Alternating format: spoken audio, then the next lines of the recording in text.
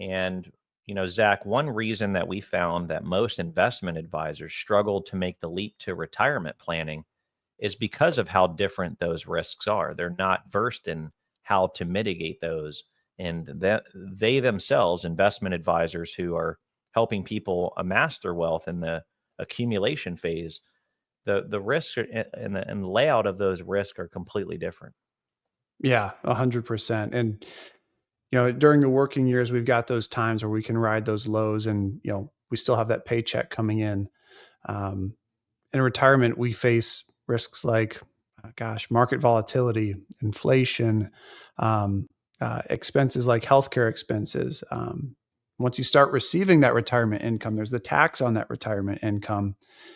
And then I think the next point that we'll probably hit on here soon is just that longevity risk, how long we live and how that affects us with those assets we have accumulated. Are we prepared to live longer than expected?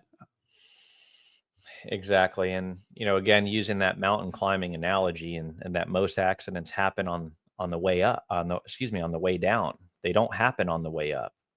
And so the descent in retirement can be treacherous if you're unprepared.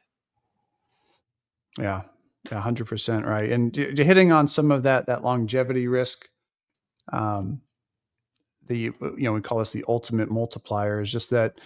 Oh gosh, what was it? Let me check my notes here. Yeah, Society of Actuaries. Sorry. So longevity is the ultimate multiplier of all risk retirement. So according to Society of Actuaries, living just 5 or 10 years longer than planned exponentially increases the chance you'll face serious financial problems. And ideally, we want to live longer. We want to enjoy the time with our family, our loved ones, and our friends. Um, but we don't want to feel the expense and the cost of that. We want to enjoy that time. And I think initially, right, when people are entering this retirement phase, which they've coined somehow the golden years, right, of people's Mhm. lives, everybody envisions just spending more time with family and spending more time with loved ones, or maybe even doing most of the hobbies that you've aspired to do in your life. The things like traveling.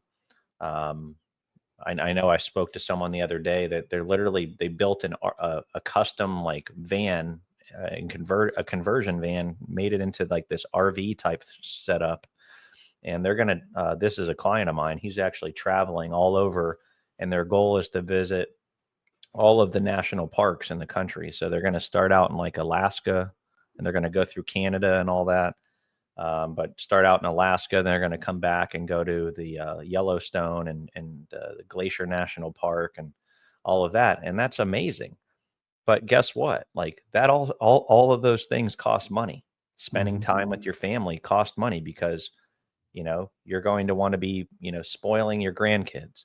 You're going to be wanting to take them out for ice cream, or treating your children and their children to dinner and things like that. So all of these things cost money. And I think when you're getting to that point of life and you're kind of looking forward to retirement, um, we don't really understand that now there's massive risks that are ahead of us that we must plan for and prepare for.